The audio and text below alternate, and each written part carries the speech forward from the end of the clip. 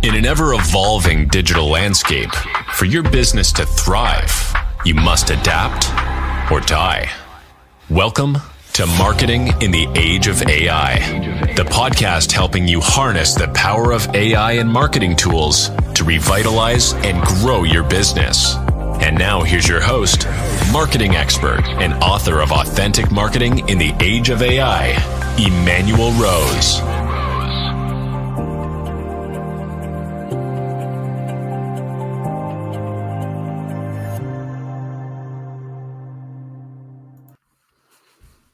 Welcome to the show today. We're going to dig into pay-per-click, paid leads, social, Google ads, all that great stuff, and talk about KPIs and how we can make assessments of how well the ad campaigns are working. And hopefully we're going to even learn some new terms because I love entomology and I love ontology. So today, Lisa Raehsler is going to join me, and she's a powerhouse in the world of paid search. And it's the second time she's been on the show. And as the founder of BigClick Company, she has extensive expertise in integrating AI into ads and paid media, and has been recognized as one of the top most influential PPC experts, at least in the country, maybe in the world, but we'll ask Lisa about that. Thanks so much, Lisa. Hi, how you doing? I'm doing really good. I appreciate you being here again. I'm glad to be here. I love this topic. I bet you do. It's what you know the most about, huh? Mm-hmm. Well, what I really enjoyed about our last conversation was your perspective over a longer period of time. And both of us have been around in the marketing world for at this point decades plural, and we've seen a lot of the trends and shiny objects and flashes. And so it's good to have somebody like you who's an expert in PPC explain to me what's going on, how to leverage the current tools, and what are the fundamentals, still the fundamentals, and then how do we make assessments about how the spends are going. So thanks again for being here. Yeah, it's always great to know where you've been to really appreciate where you're going. Yeah, and just the thread of success versus the chaos of all the stories, right? Mm-hmm. So just real quick, how did you get into being focused on pay-per-click and what you're doing at BigClick? Tell us a little bit about that first. Well, I started out in marketing in general 20 so years ago. And and when I discovered Google Ads, that was about 18 years ago, and I found it to be challenging. I love the data, and I really wanted to do it. It was something that I wanted to figure out. It was Love something it. to take apart and do because it was challenging. That's the kind of person I am. And so I Yeah, stuck with it ever since. The first couple years I got a very good marketing base of knowledge. And so specializing in PPC was something that I just fell into and also loved. And, there's always been a demand for it. for sure. Yeah, yeah, and I guess what are you seeing? Where does it fit in the stack of options that we have now? Or you still feel like it's uh, as viable as ever, or is it kind of like SEO? Is it really in a dynamic space right now with the LLMs coming into play? Well, I think we're always going to have some sort of advertising. And and so paid ads on the internet are always going to be sought after. And under that umbrella of PPC, we do have, search, which is, I should start saying traditional search. We have Right. the we still have display ads, and we're not, we're moving more into, video ads. Those are still, per click or per interaction. And did I say CTV, connected TV ads? Right. So there's a lot of things that are falling under PPC now, unlike the beginning where it was basically just, straight up one-to-one keyword search to ad, or, there were the mass displaying of banner ads. Right. A lot Yeah, and then more we sophisticated. and we have the programmatic ads, and then we have the follow around ads. So Oh, the there's a lot retargeting of ads? Yep.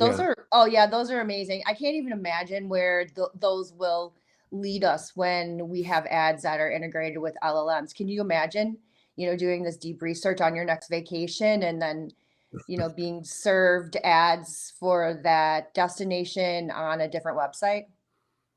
Yeah, how far away do you think that we are from that? I don't, it's moving pretty rapidly. And so I think that we just have to, continue to, pay attention to each new advancement that's coming. Although Google's a little, I feel like they're kind of slow to move, but Yeah, Google's gotten a little unwieldy, I think, and it's just its size, right? And it's not as dynamic as we would expect at this point. I wouldn't call them nimble. Yeah. Well, let's talk a little bit about the what you're reporting back to your clients and what they're finding are the really the key drivers for a good pay-per-click campaign these days. Okay. So what we're looking at is, we're looking at what I told you before we came on, the predictive performance modeling. Okay. And it's a big fancy word where it's talking about the platforms being able to identify high converting audiences before the ads even launch. Wow. So they're looking at the customer behavior, they're looking at the likelihood for conversion, they're looking at the bid adjustments, and they're making these changes real time.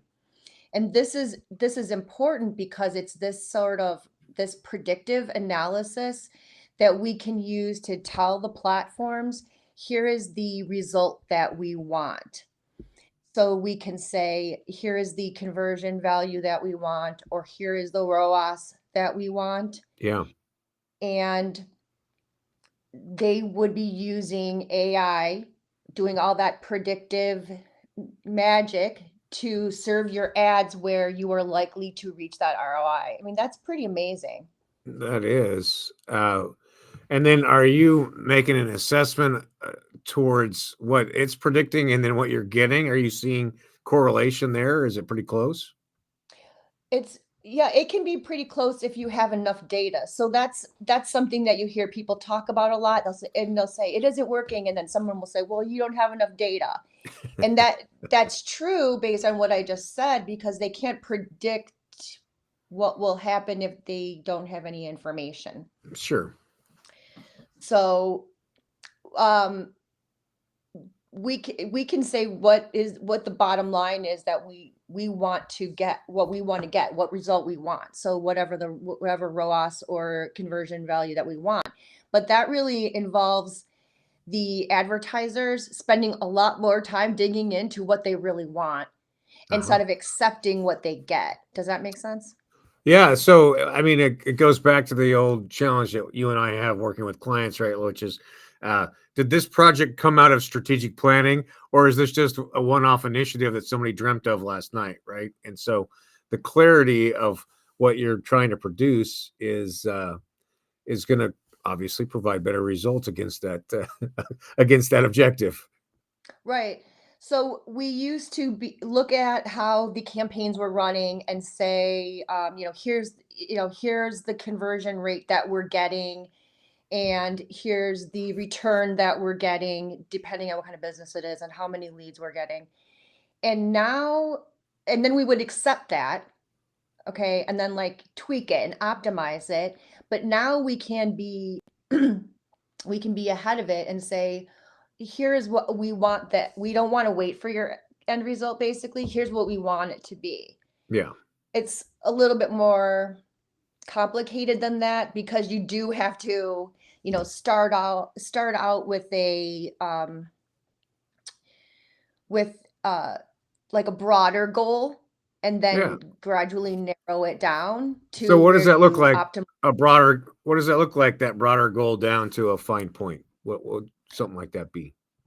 Well, that would be maybe putting in a ROAS that is getting less return than you really want, so that you can run the campaigns for a while to gather data, and then gradually increasing it so that you can Right. get more return. Right. So that's a strategy that's being used right now. 'Cause you can't go in and say, I want this return on investment right off the bat, because Just like I want a 10x right away, yeah, right? people say that all the time. But it doesn't work that way. I mean, even with AI, they still are working with data. Sure. Yeah. What is a good ROAS right now, return on advertising spend? Well, I mean, I think it varies, but we are looking at like 200 to 300%, and maybe sometimes a little more. It depends, obviously, the calculations that you do on the front end with what you need to get out of it. Right. What So what the product is, what you want to include in that. interesting. And um, are you working primarily with direct consumer, or are there some B2B players in your world? There's a lot of B2B in my world right now, That's interesting. right? And is there expectations for ROAS the same, kind of 2 to 3? Yes, but they'll be a little bit different, because you'll see a lot of leads, right? Sure. So it takes a little bit longer ramp up time and learning time, because you're not getting the same sort of volume that you would be getting from consumer. Yeah. And so we'll be focused a lot on the leads, or the CPA, the cost per acquisition. And then we might need to do some hand calculations on the backside, depending on what the final sale is and how long the sales cycle is. But what's good about this predictive analysis is that it is really smart, and it's able to track the attribution of advertising broader and deeper than it used to. Huh. So instead of saying, this ad, you clicked on this ad and you got this, right? Again, kind of that one-to-one. Now we can see, and it can see more touch points in the sales cycle, Okay. and it can also see how long the sales cycles take. So there's, all of these signals that are going into it. And it just, when I talk about it, I feel like such a relief, because so much of this we used to hand calculate. Right. Or just guess, right? Just wag it. Right. We would have to guess, and they would say, well, it's not converting. It's like, well, but your sales cycle isn't. I'm coming in to buy the shoes, and it takes me a day to decide what shoes I want to buy. Like, we're talking months when Yeah. you look at the lag time.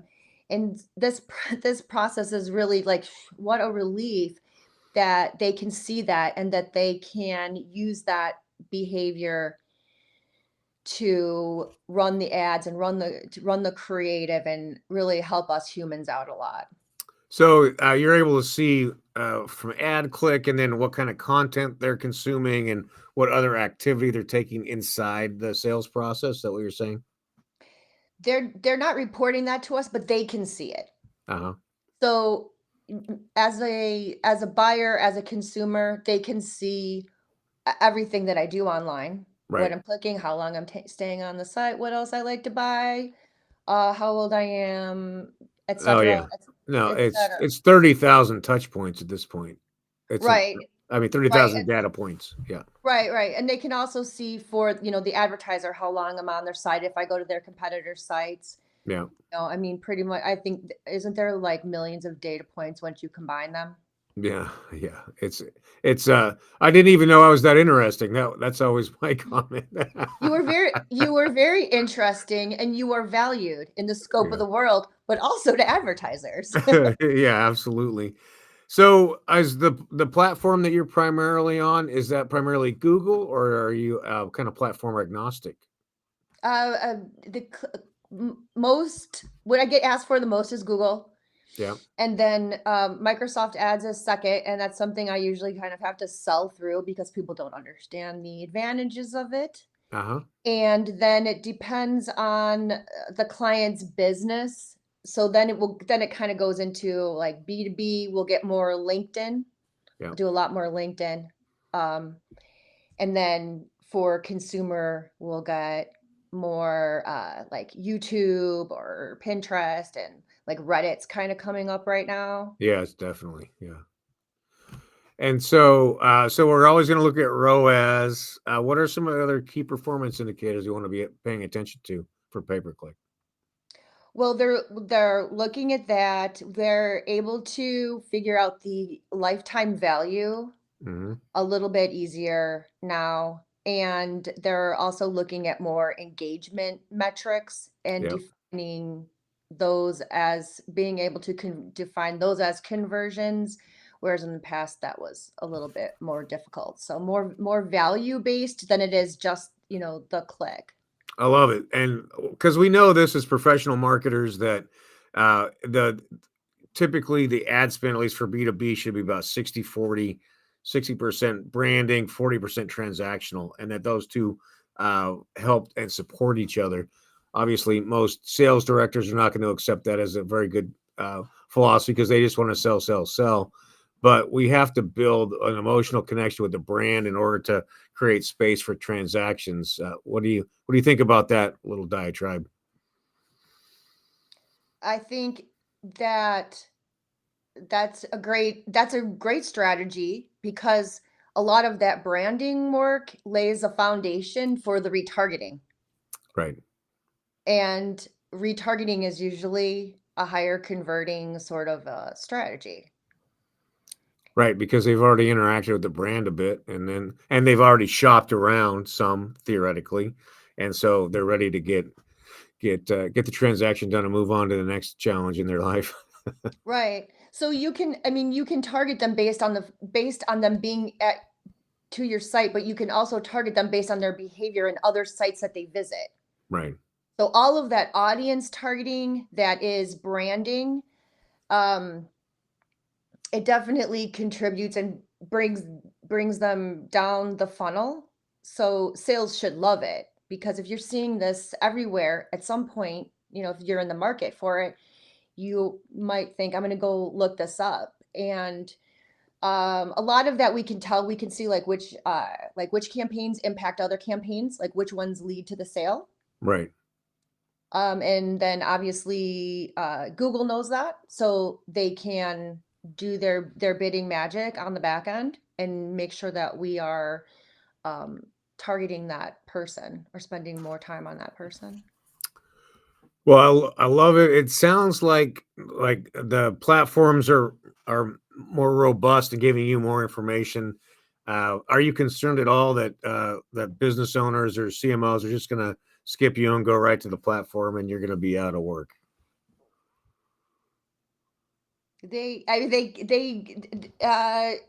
Yes. I mean, sometimes they do that, Yep. but I one of the biggest mistakes that I see is when people DIY it, Yeah.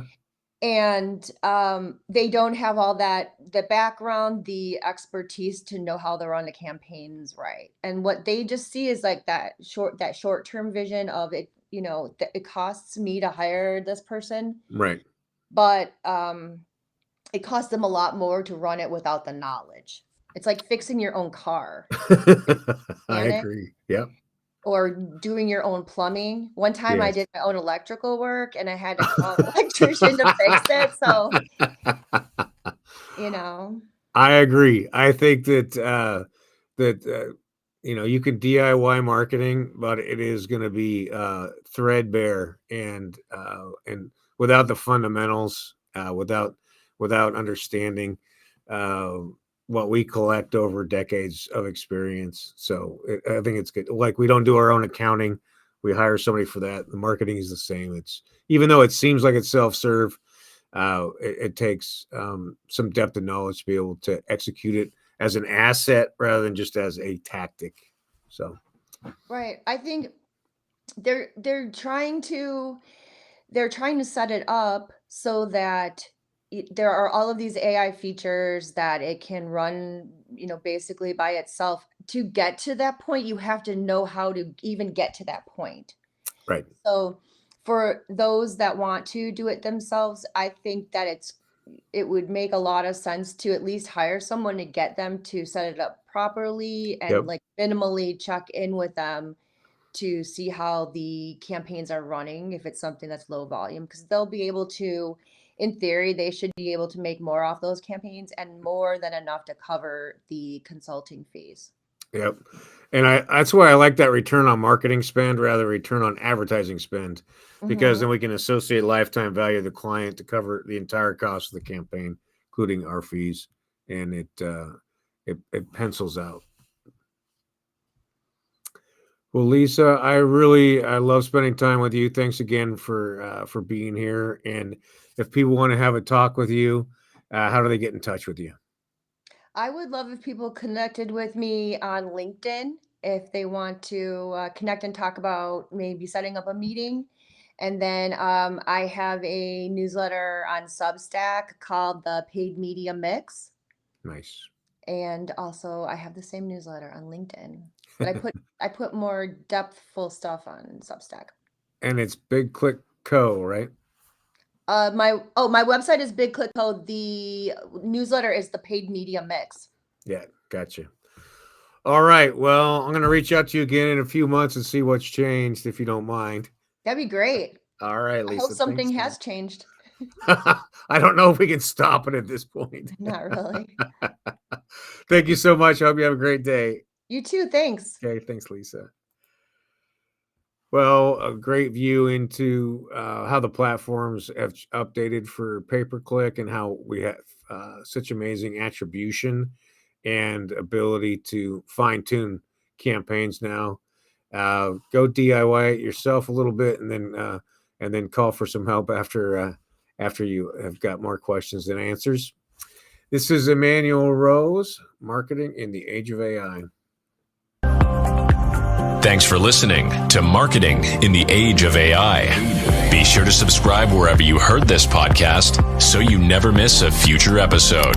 Your copy of Authentic Marketing in the Age of AI is available at Amazon.com or EmmanuelRose.com. You can also connect with Emmanuel on LinkedIn.